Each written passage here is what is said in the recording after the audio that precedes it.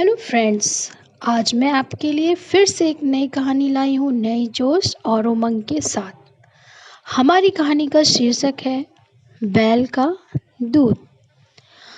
हमेशा की तरह एक दिन मौका पाकर दरबारी बीरबल के खिलाफ बादशाह अकबर के कान भरने लगे। वे कहने लगे, जहाँ पना बीरबल स्वयं को कुछ ज़्यादा ही अक्लमंद समझता है। यदि वो इतना अक्लमंद है तो उससे कहिए कि वो बैल का दूध लेकर आए। दरबारियों की बातों में आकर अकबर ने बीरबल की अक्लमंदी की परीक्षा लेने की सोची। बीरबल उस समय दरबार में उपस्थित नहीं था। जब वो दरबार पहुंचा तो अकबर बोले, बीरबल, क्या तुम मानते हो कि दुनिया में कोई कार्य असंभव नहीं है? जी हुजूर, बीरबल ने उत्तर दिया। तो ठीक है, हम तुम्हें एक काम दे रहे हैं। तुम उसे 2 दिन के भीतर करना होगा। फरमाइए हुजूर, आपके हर हुक्म की तामीली मेरा कर्तव्य है। बीरबल सिर झुकाकर अदब से बोला, जाओ, जाकर बैल का दूध लेकर आओ, अकबर ने आदेश दिया। आदेश सुनकर बीरबल भौचक्का रह गया। इधर दरबारी मन ही मन बड़े प्रसन्न हुए। वे जानते थे कि ये कार्य असंभव है, क्योंकि दूध गाय देती है, बैल नहीं। क्यों बीरबल, तुमने कोई जवाब नहीं दिया? अकबर बोले। बीरबल क्या कहता, वो बहस करने का समय नहीं था। हामी भरकर वो घर लौट आया।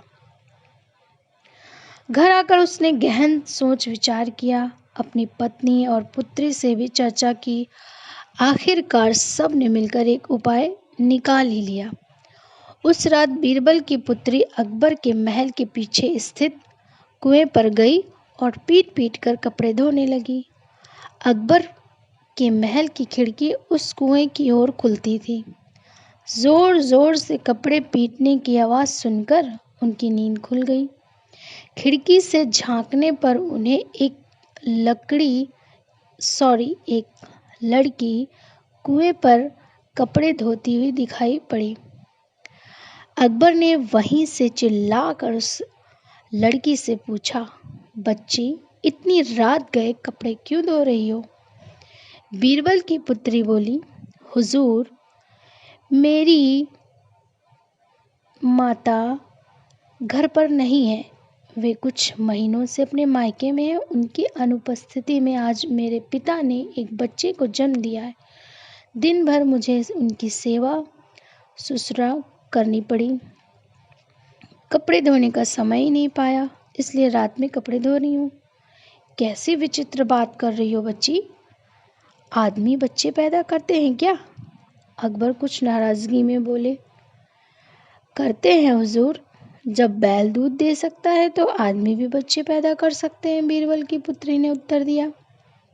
ये सुनना था कि अकबर की नाराजगी हवा हवाई हो गई और वे पूछ बैठे, बच्ची कौन हो तुम? हुजूर, ये मेरी पुत्री है, पेड़ के पीछे छुपे बीरबल ने अकबर के सामने आकर उत्तर दिया। ओह, तो ये तुम्हारा स्वांग था? अकबर मुस्कुराते हुए बोले, गुस्ताखी माफ हुजूर, और कोई रास्ता भी नहीं था अपनी बात समझाने का। बीरबल अकबर की नींद में खलल डालने के लिए क्षमा मांगते हुए बोले। इधर अकबर भी बीरबल की अक्लमंदी का लोहा मान गए।